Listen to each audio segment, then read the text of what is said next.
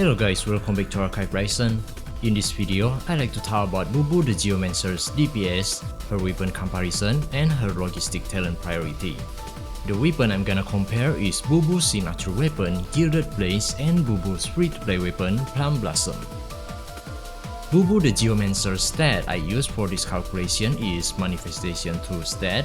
The weapon stat for this comparison is Tier 2 Gilded Blaze, Tier 1 Gilded Blaze, and Tier 5 Plum Blossom. While the logistic talent has 14% attack percent talent and 11.8% thermal damage talent. First of all, I like to explain about both of these annoying weapon skill. The things that you need to keep in mind about BUBU's signature weapon skill is this effect can stack up to 6 stacks, but it will reduce by 1 stack every 0.8 seconds. Therefore, no matter what happens, make sure you never stop shooting to maintain the skill effect at its maximum stacks when using this weapon.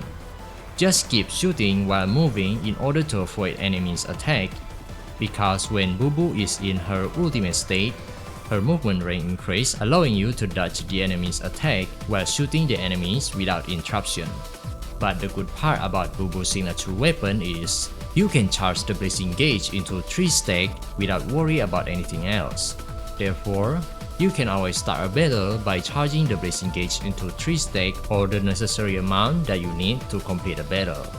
Meanwhile, her free-to-play weapon skill needs to reloading her weapon to trigger this effect, and using her standard skill or ultimate skill to trigger this effect. Because she reloads her weapon very often, I don't think we need to pay attention to this effect. However, this effect on the other hand, require her to use her standard skill or ultimate skill to activate it, and only can last for 8 seconds. This one is where we need to discuss.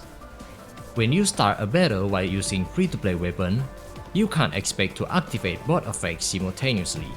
If you plan to start a battle by shooting once, then reloading and follow up by using her standard skill, you will add 1 second delay from reloading because the weapon's normal reload time is 1 second, and you will add an additional 1.1 second delay from the standard skill casting time. So what is the best way to start a battle when using free-to-play weapons then? Just start it with using her ultimate skill. Once you press her ultimate skill, this effect will active, and after shoot twice, she will reload her weapon to activate the second skill. Now both of the weapon skill will be active without doing any unnecessary action. But of course, some of your shots will need to sacrifice because of that. The first 2 triple shots in her ultimate skill state can only utilize one of this effect. After that, this effect's duration will expire on the second normal shot before you can use another ultimate skill. But this is better than adding any delay time that would significantly reduce BUBU's DPS. Additionally, unlike the signature weapon that allow you to charge the Blazing Gauge with only continuous shooting, you cannot charge the Blazing Gauge like that when using free-to-play weapon due to this skill duration issue. However, you can charge it like this. Whenever your ultimate skill duration ends, always follow up with 3 normal shots and then use the ultimate skill again. In this way, all of your normal shots can always utilize both of the weapon skill. Then her attack rotation when using free-to-play weapon will be like this.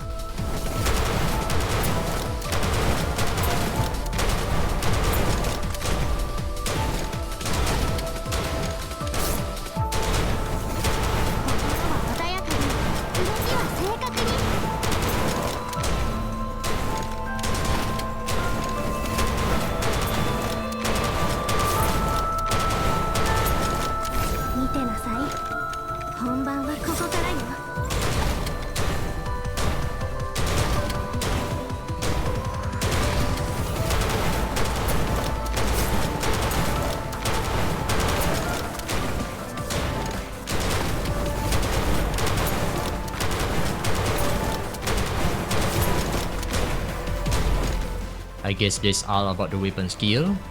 There is one thing we can notice from this calculation. Her support skill can deal a lot of total damage, but the DPS per enemy is lower. So if you plan to use her support skill in co-op mode, just use it when there is a bunch of mobs that are close together. Here is BUBU's total DPS. For the signature weapon's DPS is just a repetition of this rotation, while the free-to-play weapon is using the rotation I mentioned before. So yeah, the tier 1 signature weapon can perform 30% better than the free-to-play weapon, while the tier 2 signature weapon can perform 23% better than the tier 1 signature weapon. But before that, is BUBU a worth investing operative? The answer is yes, she is. As you can see, compared to other top tier main DPS, BUBU's DPS has the potential to surpass them when fighting a single target boss, but of course not against multiple target boss like Woody, or when Life for Infinite Sight pair up with Moxie Shadows to create additional part on the boss. If BUBU manages to unleash every attack smoothly without interruption, her DPS indeed is very high. So her problem is, she is quite vulnerable to enemies' interruption unlike Life for Infinite Sight who can keep dodging the enemy's attack while shooting them. Also, she requires you to skillfully aim her shot because she doesn't have good aimbot abilities like Life for Infinite Sight or Freedia Turbo, which make her more difficult to use, especially when against small hitbox enemy with high mobility. Additionally, unlike Life for Infinite Sight who is highly reliant on Fanny Starshine in order to solve her ammunition issue, BUBU can reload her weapon so fast as if she has unlimited ammo, which means she isn't reliant on Fanny Starshine backup ammo ability. What she really needs from Fanny Starshine is only her 20 ballistic damage buff, which can be replaced if we have other ballistic damage buffer support in the future. Currently, our top tier ballistic damage buffer support is only Moxie Shadows and Fanny Starshine. Let's hope in this upcoming 2.5 version, we will get another ballistic support operative, so BUBU doesn't have to fighting over Fanny Starshine with Life for Infinite Sight. Therefore, we can conclude that BUBU is a worth investing operative due to she can be included as one of the top tier main DPS if you can skillfully use her, and a main DPS that isn't highly reliant on Fanny Starshine's backup ammo ability, making her more flexible in pairing with any attack or ballistic support operative. So yes, if you have no issue with aiming when using BUBU, I highly recommend you to pull for her signature weapon because of the high percentage gap and she is a worth investing operative. You can also go for the second tier because the improvement is still worth it, but I must warn you that our next version 2.5 will be the half anniversary of Snowbreak Containment Zone, which means we will be overcooked in that version with double new operative. One probably a powerful main DPS, while the other one will be a support operative that highly synergizes with the main DPS. So please choose wisely between BUBU and her weapon or saving for the next update. So the conclusion is, her signature weapon Tier 2 Gilded Blaze can provide 23% improvement than Tier 1 Gilded Blaze. Meanwhile, Tier 1 Gilded Blaze can provide 30% improvement than Tier 5 Plum Blossom. Therefore, I highly recommend you to pull for her signature weapon because it can significantly improve her DPS and make her easier to use, unlike the Plum Blossom that has an annoying buff mechanism. About whether you need to upgrade her weapon until the second tier or not, the second tier weapon can also provide a lot of improvement, but 2.5 version might be better. About her logistic, BUBU indeed has the possibility to use Hello Squad and Amano Iwato Squad.